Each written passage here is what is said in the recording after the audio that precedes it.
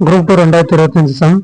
ஒரு பகடையில் 1க்கு எதிரே 4 மற்றும் 2க்கு எதிரே 5 உள்ளது எனில் அதோட ஆப்ஷன்ல 4 ஆப்ஷன் கொடுத்துட்டாங்க. அது வந்து எது வந்து சரியா இருக்கும் அப்படின்னு கேட்குறாங்க. ஸோ நமக்கு கொடுத்துருக்கிறத வச்சு பார்த்தோம்னா 1க்கு எதிரே 4 அப்படின்னு இருக்காங்க.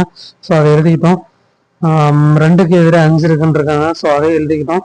அப்போ பேலன்ஸ் இருக்கிறது அதோட ஆப்போசிட்டா இருக்கும் நமக்கு தெரியும். ஸோ 3க்கு ஆப்போசிட் 6ன்றது வந்துடும். இதோட சரியானது என்னன்னு கேட்குறாங்க. ஃபர்ஸ்ட் ஆப்ஷன் எடுத்துக்கிட்டோம் அப்படின்னா 3ஆனது 4 மற்றும் 6க்கு அருகே உள்ளது அப்படின்னு சொல்லியிருக்காங்க. 3ன்றது 4 மற்றும் 6க்கு அருகே உள்ளது அப்படின்னு பார்த்தோன்னா 3ன்றது 4க்கு அருகில் இருக்க வாய்ப்பு இருக்கு. ஆனால் 6க்கு அருகில் இருக்க வாய்ப்பு இருக்கானா இருக்க வாய்ப்பு இல்லை. ஏன் அப்படின்னு பார்த்தோன்னா 6ன்றது எதிர்பக்கம் இருக்குது. ஸோ வந்து 1ன்ற ஆப்ஷன் வராது. ஸோ பிக்கு வந்து பார்த்தோம்னா 3ஆனது 5 மற்றும் 6க்கு அருகே உள்ளதுன்னு சொல்லியிருக்காங்க. 3 அப்படின்றது வந்து பார்த்தோன்னா 5 மற்றும் 6க்கு அருகே உள்ளதுன்றாங்க. 3 5க்கு வந்து பார்த்தோம்னா அருகில் இருக்க வாய்ப்பு இருக்கு.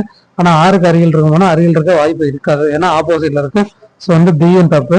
3 வந்து பார்த்தோம்னா ஆப்ஷன் சி வந்து பார்த்தோம்னா 2ஆனது 3 மற்றும் 6க்கு அருகே உள்ளது. 2 அப்படின்றது 3 மற்றும் 6க்கு அருகே உள்ளது அப்படின்னு சொல்லியிருக்காங்க. 3க்கு அருகில் இருக்க வாய்ப்பு இருக்கு. அதே மாதிரி 6க்கு அருகில் இருக்கானா 6க்கு அருகில் இருக்க வாய்ப்பு இருக்கு. ஸோ இது ரைட்டா இருக்கும்.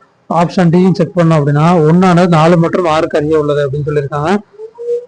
1 அப்படின்றது 4 மற்றும் 6க்கு அருகே உள்ளது என்பதுனா 4 1ன்றது 4க்கு அருகே உள்ளது. ஆனால் 4க்கு அருகில் இருக்க வாய்ப்பு இல்லை. ஏன்னா ஆப்போசிட்ல இருக்கு. 6க்கு அருகில் உள்ளதுன்னா அது வேணா வரலாம். ஸோ வந்து 1 மற்றும் 4க்கு அருகே உள்ளது. இந்த 1ன்றது 4க்கு ஆப்போசிட்ல இருக்கு. ஸோ இது அருகில் இருக்காது.